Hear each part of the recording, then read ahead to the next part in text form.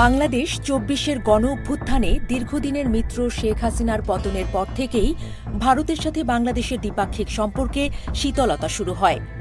ঢাকার নতুন প্রশাসনের সাথে সম্পর্কের চেয়ে হাসিনার সাথে ব্যক্তিগত ও কৌশলগত মিত্রতাকে বড় করে দেখায় নয়াদিল্লির উপর আস্থা হারায় বাংলাদেশ। এর প্রতিক্রিয়ায় শুরুতেই বাংলাদেশিদের জন্য ট্যুরিস্ট ভিসা বন্ধ করে দেয় ভারত। বিষয়টি সাধারণ বাংলাদেশিদের মধ্যে তীব্র ক্ষোভ উস্কে দেয়।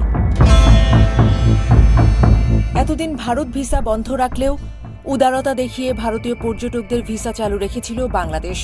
তবে সাম্প্রতিক সময়ে ভারতের পক্ষ থেকে বাংলাদেশ বিরোধী অপপ্রচার এবং আগ্রাসী কর্মকাণ্ডের জের ধরে পাল্টা কঠোর পদক্ষেপ নিয়েছে ঢাকা। ভারত থেকে আসা পর্যটকদের জন্য ভিসা ইস্যু করা এখন পুরোপুরি বন্ধ করে দেয়া হয়েছে। বিশ্লেষকদের মতে দিল্লির ক্রমাগত বৈরী আচরণ ও উস্কানিমূলক বিবৃতির কারণেই বাংলাদেশ এই কঠোর সিদ্ধান্ত নিতে বাধ্য হয়েছে। এই পদক্ষেপ দক্ষিণ এশিয়ায় ভারতের একপাক্ষিক আধিপত্যের বিরুদ্ধে একটি জোরালো প্রতিবাদ হিসেবে দেখা হচ্ছে। দিল্লির বাংলাদেশ দূতাবাস এবং আগরতলার উপদূতাবাস থেকে ট্যুরিস্ট ভিসা দেয়া আগেই বন্ধ করে দেয়া হয়েছিল। শুধু কলকাতার বাংলাদেশ উপদূতাবাস থেকে এই পরিষেবা চালু রেখেছিল বাংলাদেশ। বুধবার থেকে সেটিও বন্ধ করে দেয়া হয়েছে।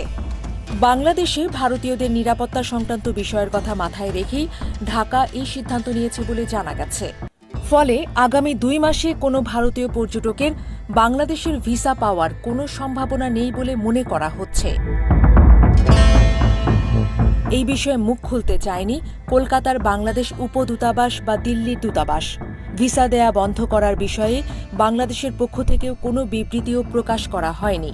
তবে ভারতীয় পররাষ্ট্র মন্ত্রণালয়ের সূত্র ধরে ভারতীয় গণমাধ্যমগুলো বলছে, ভারতীয়দের জন্য কর্মসূত্রে বাংলাদেশে যাওয়ার জন্য ভিসা, বিজনেস ভিসা দেওয়া এখনও চালু রয়েছে। ভারতীয় সাংবাদিকদের জন্য ভিসা দেয়া হবে, কারণ এই ধরনের ভিসা বহুস্তরীয় যাচাই প্রক্রিয়ার মাধ্যমে দেয়া হয়। তাই কজন ভারত থেকে বাংলাদেশে যাচ্ছেন, কী কাজে যাচ্ছেন, কোথায় যাচ্ছেন বা থাকছেন, সেসব তথ্য সে দেশের কর্তৃপক্ষের কাছে থাকে। ফলে তাদের ক্ষেত্রে নিরাপত্তা সংক্রান্ত বিষয় সুনিশ্চিত রাখা অপেক্ষাকৃত সহজ হয়। কিন্তু পর্যটকদের ক্ষেত্রে তা অতটা সহজ হয় না। অর্থাৎ কাজের জন্য ভারতীয়রা বাংলাদেশে যাওয়ার ভিসা পেতে পারেন, বেড়ানোর জন্য নয়। তবে বিশেষ বিশেষ ক্ষেত্রে ভারতের সাধারণ নাগরিকদের জন্য ভিসা দেয়া হতে পারে। তবে তা নির্ভর করবে সংশ্লিষ্ট দূতাবাস বা উপদূতাবাস কর্তৃপক্ষের বিবেচনার উপর। মূলত নিরাপত্তা সংক্রান্ত কারণেই ঢাকা এই সিদ্ধান্ত নিয়েছে বলে জানা যাচ্ছে। ২০২৪ সালের আগস্টে শেখ হাসিনার সরকারের পতনের পর থেকে বাংলাদেশ ও ভারতের মধ্যে উত্তেজনা চলছে।